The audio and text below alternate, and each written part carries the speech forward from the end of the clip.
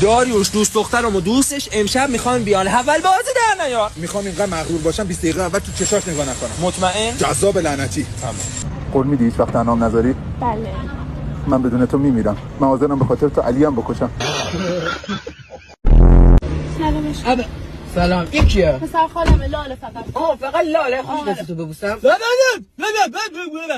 نه. چی میگم؟ میگه لالم کور که نیستم خال تو گاری. میگن به هر چی بخندی سرت میاد. من به بدبختی یکی خندیدم. نخند کسکش. الو محمد، همون جایی که ماشین خاموش کردی صبر کن، واسه دارم میام بنزین بکشم بهت بنزین بدم. خداحافظ. بابا این چیه پشت من داره سوراخ میکنه؟ داداش چلنگه دیگه. شلنگ دست منه. وای چه پسر خوبیه. دیت اولمون خیلی خوب بود. ایشالا با هم اوکی شیم. وای اگه مامانم بفهمه